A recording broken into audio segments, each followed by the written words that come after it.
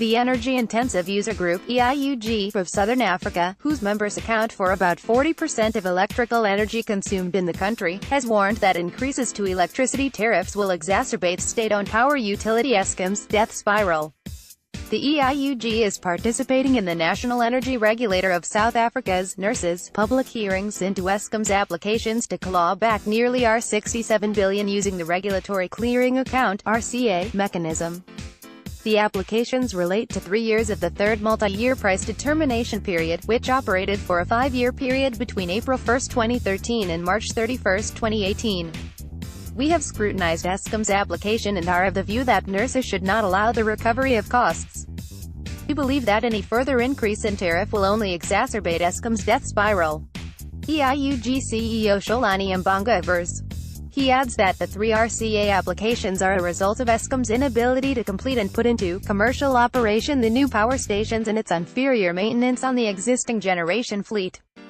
The demand for electricity during this period was far less than the installed capacity of Eskom, and, had the generation fleet been optimally performing, there would have been no need to purchase additional power on short-term contracts and from international utilities. Mbanga further states that consumers are now being required to compensate Eskom for over-expenditure in purchasing additional power, as well as lost revenue through lost sales, and were still required to reduce consumption by at least 10% or face load shedding or curtailment. From whichever angle our perspective this is considered, it is unfair to electricity consumers, he says. The EIUG has recommended that, firstly, Nersa should accurately determine the fixed costs associated with the lower sales and lower revenue to only allow those costs and disallow the variable costs. The organization believes that costs associated with Eskom's inability to plan and manage its operations, such as the use of expensive coal, transportation of coal in between power stations and water treatment costs, should be disallowed.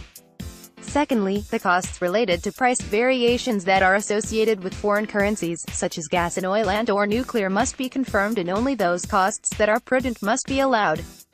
Thirdly, only the contracted costs for the independent power producers should be allowed in line with the power purchase agreements that were submitted to Nersa. Fourthly, the costs associated with integrated demand management have to be scrutinized for the 2016-17 financial year, as the EIUG is of the opinion that these should be drastically reduced under the excess capacity situation Eskom is experiencing.